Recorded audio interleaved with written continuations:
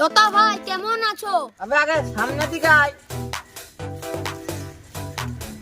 তোতা ভাই ভালো আছো? হ্যাঁ ভালো আছি। আমার কাছে কি দরকার? তোতা ভাই আজকালকার দেশের অবস্থা, ব্যাপারটা হচ্ছে কি একখান পিস্তল লাগবে। তোদের আবার পিস্তলের কি দরকার? নিজের রক্ষা নিজেকেই করতে হবে, তাই একখান পিস্তল চাই। সামা সামা, যখন একটা চাকু কিনছিস জম ধরা চাকুই কিন, যেমন লোককে মারলে বেঁচে গেলে 6 মাস পরে যেমন টিটিনাস হয়ে যায়।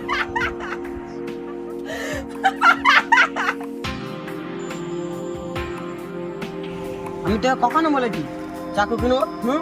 অনেক খেলা বলেছি চাকু কিনবো। বলবো না, তুই কেমন মাল কিনবি?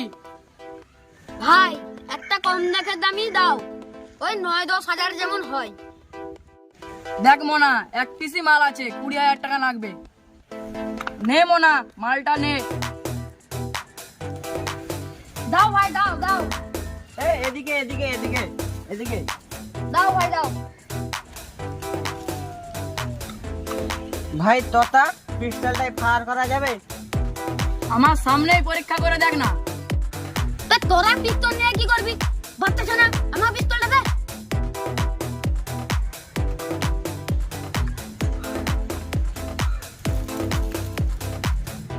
তুই কবে দেখলি পিস্তল? বাবা আমাকে জমসিনী মেলায়, সারগা মেলায় কত পিস্তল কিনে দিয়েছে, আমি নিয়ে খেলেছি। সামা সামা, চুরি করার তোরে যে পিস্তল কিনবি বললি, তুই তো পিস্তলটা নিয়ে বাপকে মারার তোর করছিস। আমি জেল কাটতে পারবো নি, আমি 4এও নাই আর 5এও নাই। চুপ কর, তোকে কথা বলতে মানা করে দিনি, চুপ করে থাক। তুই কানে কালার মতন থাক।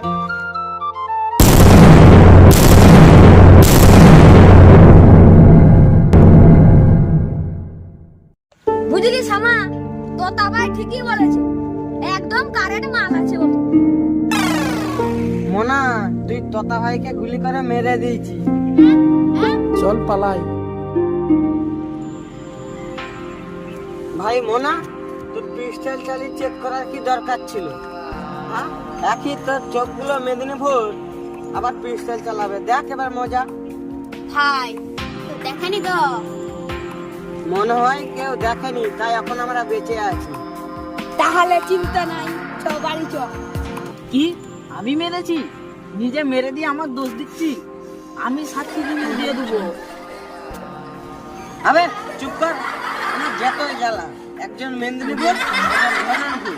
তুমি ভাবছি কি করে বাঁচা যায়, আর তুই আমাদেরকে ফাঁসিয়ে দিবি? বুঝলি সামা, কানাকে একবার ছাড় তো, আমি ওলা দিকে ঠুকাই। শুনেছি কালু মস্তানের ভাইকে কে যেন মেরে ফেলেছে। হ্যাঁ শুনেছি, কালু মস্তানের ভাইকে যে মেরেছে সেও খুব বড় মস্তান। তবে কালু মস্তান পেয়ে গেলে তাকে মেরে দিবে।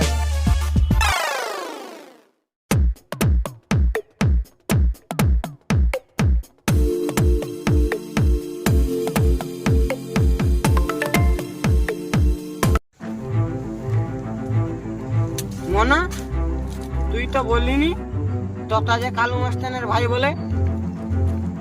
হ্যাঁ আরে ভাই, আমি তো নিজেই তো জানিনি, একদিন পোতার সঙ্গে গেইনু, তাই তোতা মস্তানকে চিনি। আমি এখন বুঝতে পারছি, ওখান তো কেন নিয়ে পালিয়ে এলি, পচা গ্যাস ছাড়ছিল বলে। আমাকে একবার ছাড় তো দেখি, গুলিতে কেন ওর পেটে গেল নি? বলবো পাতাল, শুনবে মাতাল। তোরা সাধু, তোরা মাতালের 14 গোষ্ঠী। চুপ বে তুই। উফ। ভাই কি করে বাজবি, একটা বুদ্ধি বাই কর।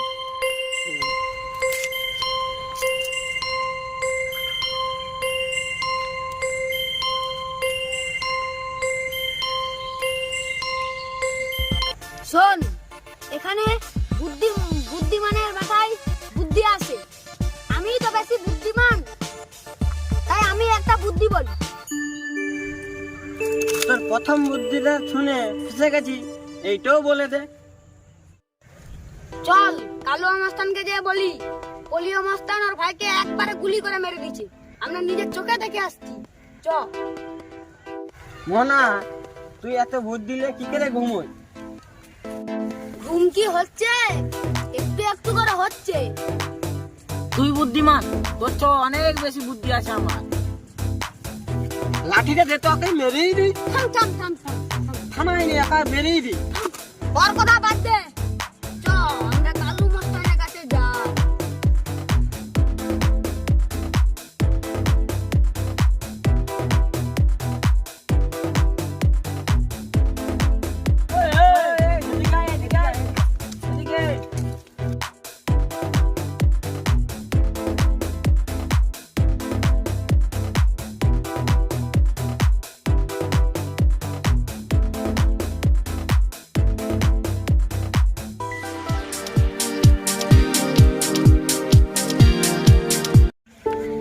বস বস, কে জানো তোমার ভাইকে মেরে দিয়েছে, খবরটা শুনে এলাম।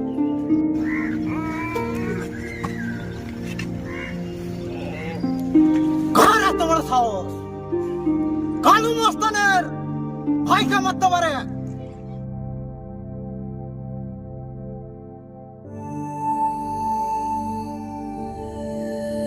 তোদের কি খবর? কালু ভাই, তোমার ভাইকে আমি নিজের চোখে দেখে আসছি। বলে মস্তান গুলি করে মেরে দিয়েছে।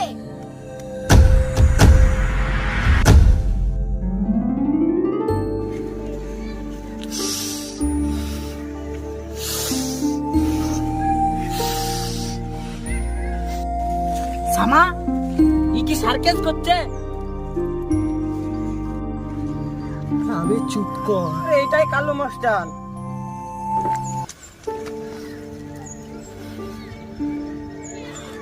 আমার একটা প্রতিজ্ঞা ছিল,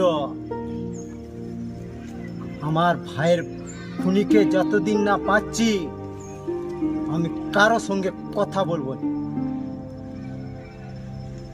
এবার চত আমার ভাইয়ের খুনির কাছকে।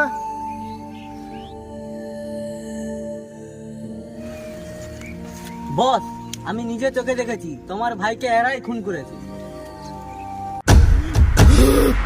কথা কি ঠিক?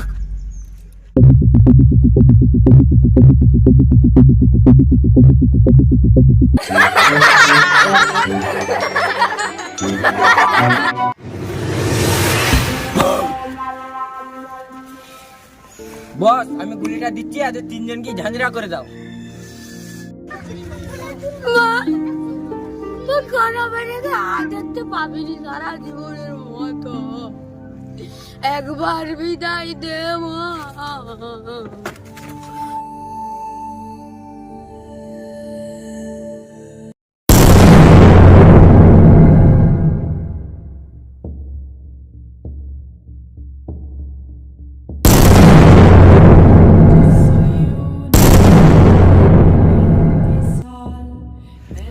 এ ঢলু ভলু, আমি বদলা নিয়ে নিয়েছি।